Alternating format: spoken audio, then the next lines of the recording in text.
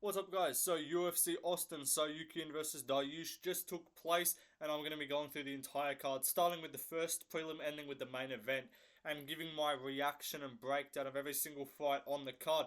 Starting off with Veronica versus Jamie Lyn-Horth. I picked Jamie Lyn-Horth to win. I thought she was going to use her size and physical attributes, but she didn't. Veronica was way quicker. She tagged her up a bit on the feet. Ended up winning a split decision.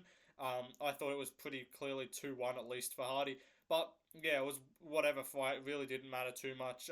Not much eventful happened. Hardy was just quicker. She might have dropped her to a knee like once or dropped her off balance, but not an eventful fight. The next fight was Wellington Turman versus Gooden. So Wellington Turman was doing great in this fight, landing some big shots, uh, chewing up or piecing up Gooden, and then Gooden comes back in the second round, lands a massive shot, drops Turman or wobbles him badly, and ends up getting him to the ground and submitting him. It was a crazy fight, crazy comeback as well for Gooden. The next fight on the card was Ihor Potieria versus Rolando Bellato. This one was another crazy comeback. So Ihor Potieria was tuning up Rolando Bellato. He was way quicker than him. He was pinning him around. He was like just really cooking him up. And even like dropped him badly, had him on the ground, was just punching his head over and over again. Bellato's head was just like bouncing back. And then somehow, some way, comes back in the fight, makes his way back into the contest, and then ends up TKOing Potieria, gets on top and just keeps just throwing these just punches into his face. Gets the fight stopped by TKO. Great win. Incredible comeback. Not a great performance, but great comeback. One fight of the night. Rolando Bellato versus Ihor Potieria. It was an incredible scrap. The next fight on the card was Drakar Klose versus Joe Solecki. So Joe Solecki got an early takedown, and then Drakar Klose ended up sweeping him. Then Joe Solecki goes for an armbar, and Drakar Klose picks him up and just slams him on the side of his head in the armbar, KOs him, gets the first round finish. Incredible stuff from Drakar Klose. Got a bonus for his effort. Everyone that got a finish got a bonus. So great stuff. But a crazy KO. And the next fight on the card was pretty much the same thing. Reece versus Cody Brundage. Reece got a takedown. Brundage got a takedown. Reece then I think ended up... Reece was on bottom, gets a triangle, and then Brundage picks him up and slams him while in the triangle, and then KOs Reece. Another slam KO. Crazy stuff. Incredible performance. Brundage saves his UFC career. The next fight on the card was Miesha Tate versus Julia Avila. I picked Julia Avila and she did shit. She got taken down over and over again, got held down, and got dominated and submitted eventually by Miesha Tate in the third round. Good performance from Tate. She basically just took her down and dominated her. Avila didn't know how to either stop or get up from a takedown, so that's tough. The next fight on the card, Punahele Soriano versus Dustin Stoltzfus.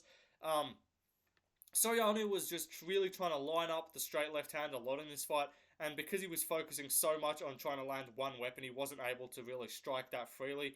And then Stoltzfus was actually doing pretty well, dropped him at the end of the first round, and then in the second, ends up, did he submit him? Yeah, he subbed him. He got him down, took him down, and then ended up getting under the chin with the rear naked choke and submitted Punahele Soriano in the first round. Crazy stuff. The next fight on the card, I'm speeding through this video, was Guida versus Joaquim Silva. Silva won this fight by unanimous decision, 2-1. In the first round, he did really well. He landed some good shots on the feet, rocked Guida a little bit. Second round, Guida just got a lot of control time. Third round, Silva was able to use his physicality to kind of just bully around Clay Guida a little bit and got him in like a bit of trouble with like a guillotine attempt at one point, and then eventually just kind of held him against the cage for a lot of it, landed some decent shots on the feet, and won a 29-28 decision. The next fight was Kelvin Gastelum versus Sean Brady. Sean Brady won this fight by a third round submission due to a Kimura. I picked Gastelum. I thought he was going to take him down and hold him there. So I thought that's what happened with Brady. So I thought Gastelum was going to keep it on the feet and piece him up with a striking. But crazy performance from what's his name?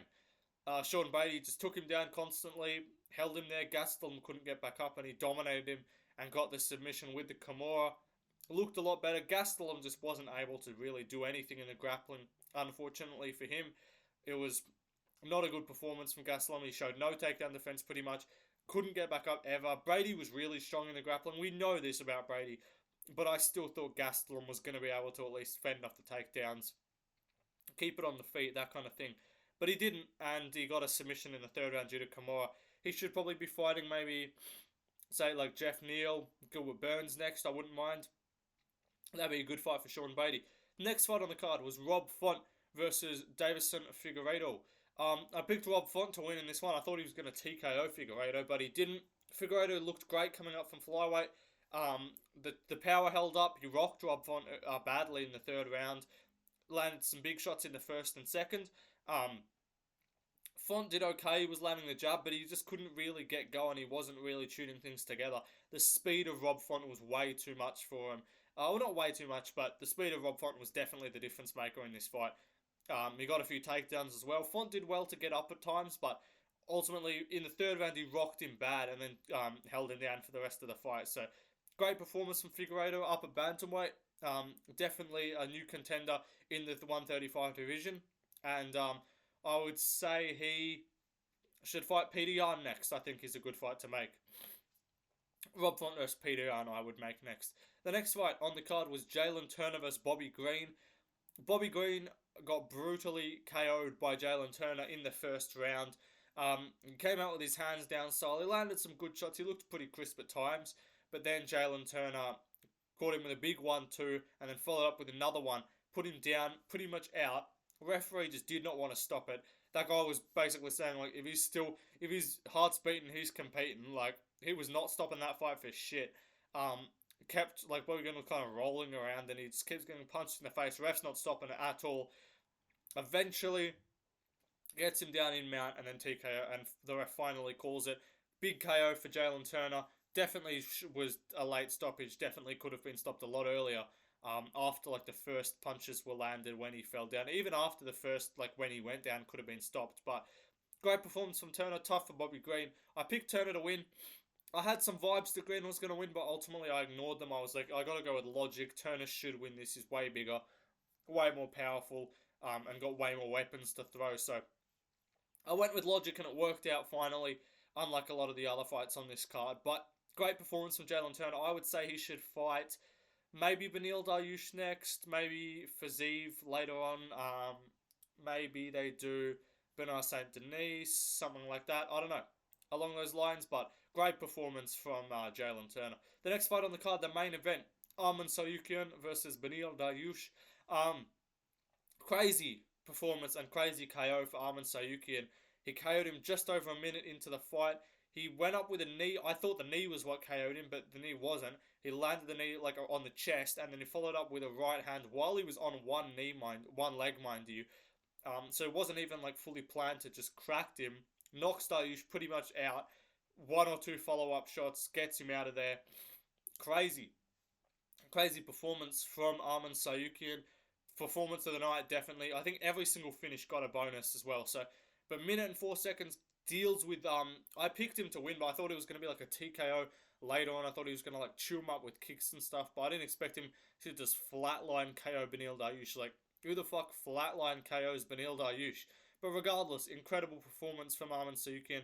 I would say he should fight Poirier next, but Poirier probably is not going to take that at all. He's going to be like, oh, it doesn't excite me, man. You know, Arman's a scumbag, man. I don't want to fight him, man. But I would love to see that. You know what I would want to see? It probably won't happen because they're probably going to put Poirier on UFC 300. But I think Islam is going to end up defending his belt in Saudi Arabia on that March 2nd card.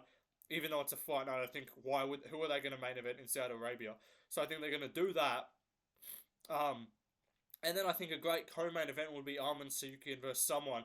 And then if Arman wins, you can do Arman versus Islam after that, or set that up down the line.